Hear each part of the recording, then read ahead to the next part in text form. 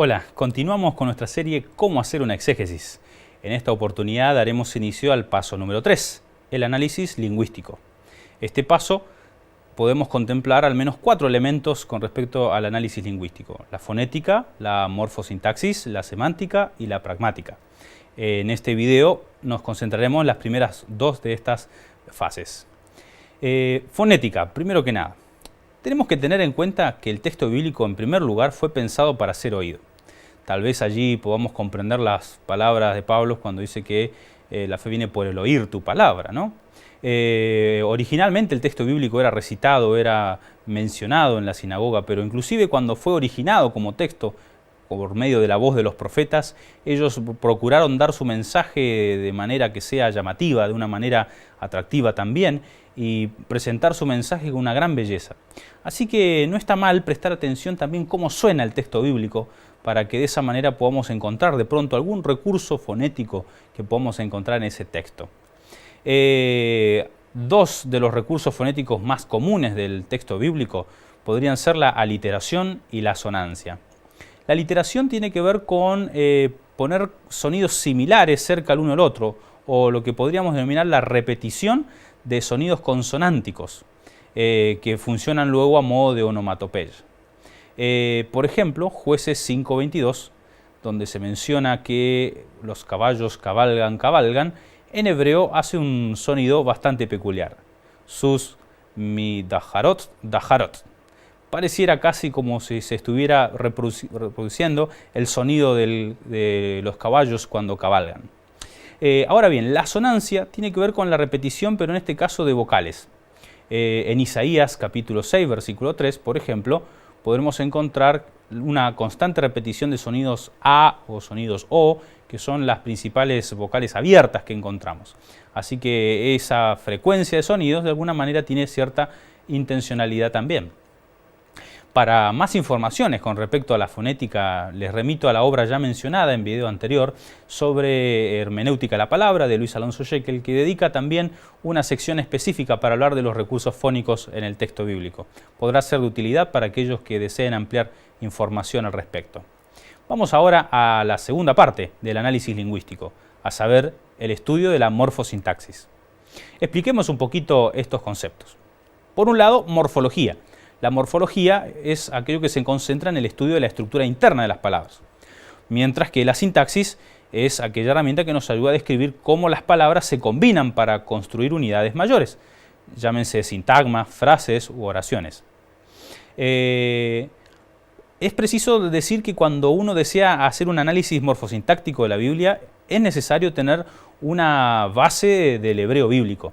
Hay que tener buenos conocimientos de cómo funciona la gramática del hebreo, y si es necesario recomendar una obra, tal vez convenga hacerlo con la gramática de hebreo bíblico de Yuon y Muraoka, que se encuentra disponible en español gracias a la traducción de Miguel Pérez Fernández, que no solamente tradujo el texto del inglés, sino que además hizo algunas correcciones o algunos añadidos que hacen que esta versión sea incluso mejor que la original en inglés.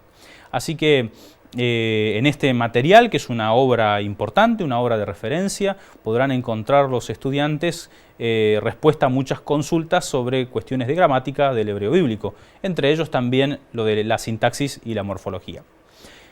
Avancemos entonces con algunos elementos a considerar a la hora de hacer un análisis morfosintáxico. ¿Qué es lo que se debe hacer? Bueno, básicamente identificar aquellas formas y construcciones que impactan sobre la interpretación. No necesariamente lo que sea obvio, porque eso por allí puede ser dejado de lado, pero hay cosas que son significativas, que afectan la interpretación del texto. Eso debe o merece alguna explicación por parte del intérprete. ¿Qué serían eso? Bueno, concentrarse, por ejemplo, en las formas verbales, en los tipos de oraciones que forman parte de la perícopa, en el orden de las palabras dentro de la oración, o en la secuencia de verbos, que también son importantes a la hora de transmitir un mensaje.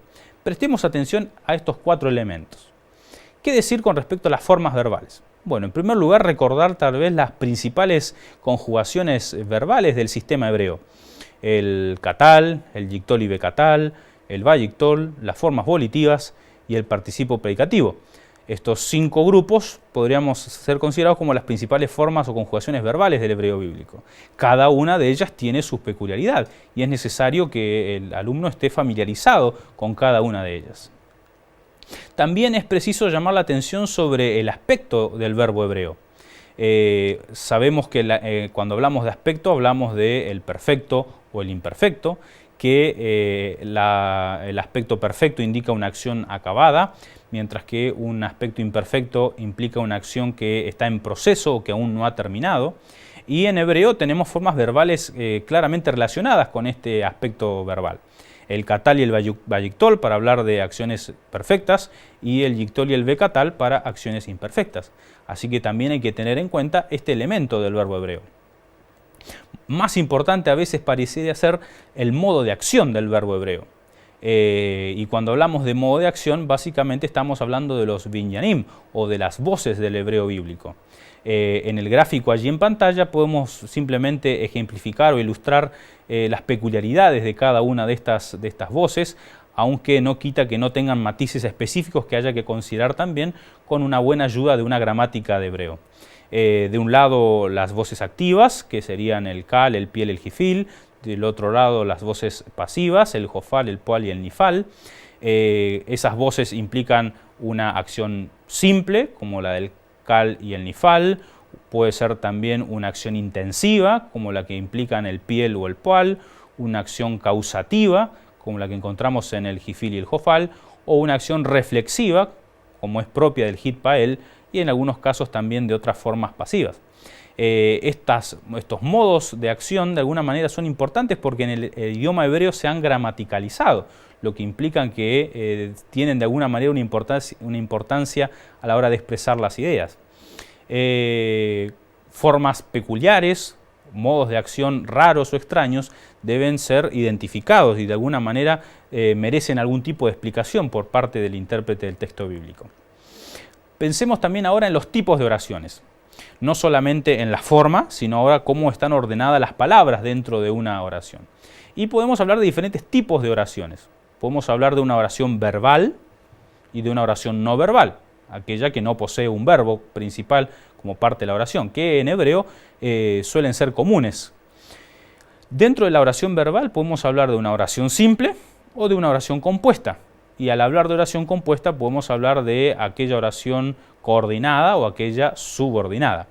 Es importante también a la hora de seguir la idea, la línea e inclusive también va a depender de la forma verbal que tengan también estas oraciones. Otra manera de ver o de clasificar las oraciones es por el tipo de elementos que introduce o que las caracteriza.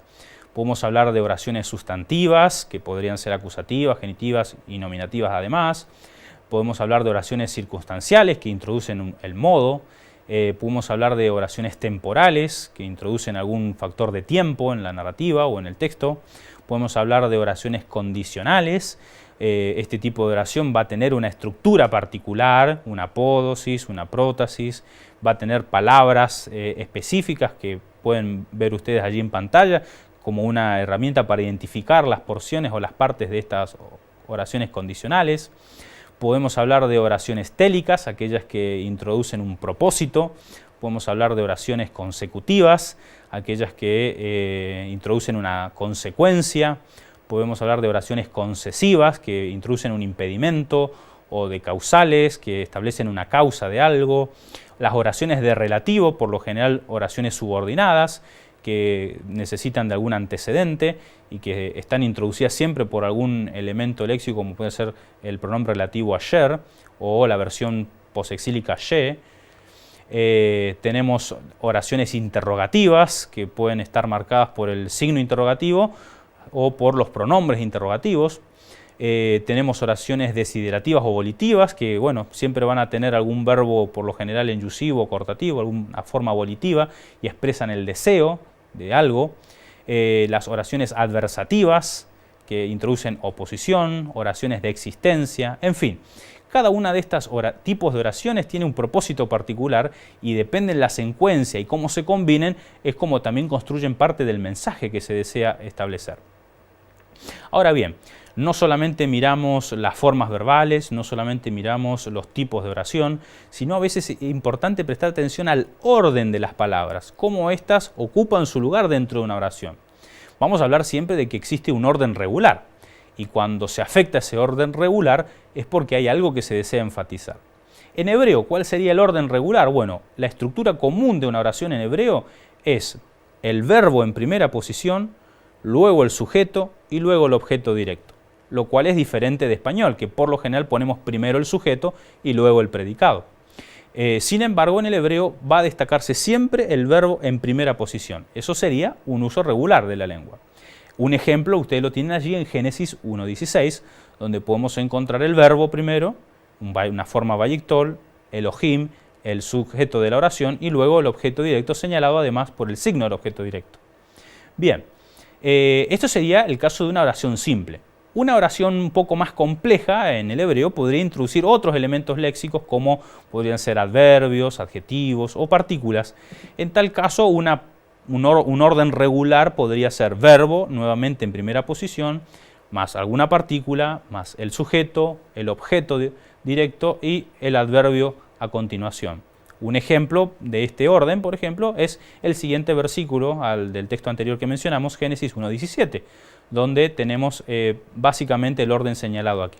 Bien, ahora bien, este orden regular a veces con frecuencia también puede ser alterado. Esa alteración del orden es significativa para el intérprete, porque por lo general esa alteración del orden está introduciendo algún tipo de énfasis con respecto a las palabras que allí se emplean. Existe un consenso entre los intérpretes con respecto a que el elemento que se desea destacar por lo general es puesto como un precedente al verbo, ¿sí? Precede al verbo principal de esa oración. Un ejemplo típico que tal vez podríamos mencionar es el de Job 1:1. En este caso dice Ish haya be'eretz Utz. Un hombre había en tierra de Utz. El verbo es puesto en segunda posición, mientras que la palabra Ish, un hombre, es puesto en primer lugar. No solamente porque esta es una sección sección previa al inicio de la narrativa específica o al grado 0 de la narración del libro de Job, sino porque además está queriendo destacar en este caso a la persona, al hombre, que va a ser el protagonista de este relato tan trágico y tan terrible como el libro de Job, pero que también tan apasionante e interesante de leer. Bien, otro elemento a considerar también es la secuencia de los verbos. En hebreo, la temporalidad de los verbos hebreos se infiere del contexto en el cual los verbos se encuentran. No está gramaticalizado en el verbo como ocurre en el español, así que es necesario recurrir a algunas herramientas para poder detectar el elemento temporalidad. Pero además también la secuencia de verbos y la alteración de esa secuencia puede introducir unos cambios de plano en la narrativa, lo que demandaría algún tipo de conjugación verbal diferente a la hora de traducirlo, y entonces es importante prestar atención a la secuencia de verbos. Ya hemos citado la perspectiva de Elviro Nicacci, un libro interesante para los alumnos de grado, para que puedan familiarizarse con algunos elementos de morfosintaxis. Y por ejemplo, en una narración, la forma verbal principal, como ya hemos mencionado, es el vayictol. Cualquier forma verbal que nos rompa esa secuencia vayictol nos está introduciendo algún elemento que debemos ubicar en otra perspectiva lingüística. Si encontramos un bab x catal, lo que está haciendo esa forma verbal es introducirnos una información recuperada. Si la cadena vayictol luego es interrumpida por una forma yictol, nos está dando pie o está introduciendo una información anticipada, por ejemplo. Bien, eso lo pueden ustedes estudiar con más detalle en el libro de Elviro Nicacci sobre sintaxis del hebreo bíblico. Les recomiendo también una obra, aunque en inglés, pero es un manual de hebreo bíblico que tiene especial interés en explicar la gramática a la luz del análisis de discurso, como se llama la disciplina que presta atención a este tipo de elementos con respecto al orden y a la secuencia de los verbos. Bien, vamos con los ejercicios para esta unidad. Consulta el material complementario sobre Génesis 22. Luego, lee el texto hebreo de tu perícopa varias veces e intenta identificar si existe evidencia del uso intencional de algún recurso fónico, por ejemplo. En tercer lugar, identifica las principales formas verbales empleadas en tu texto. Luego busca información en gramáticas hebreas sobre las peculiaridades de cada una de ellas, toma nota de aquello que sea relevante y tenlo en cuenta a la hora de interpretar el pasaje. Identifica todas las oraciones que forman parte de tu perícopa e intenta clasificarlas en la medida de lo posible. Quinto, ¿existen oraciones que alteren el orden regular de las palabras?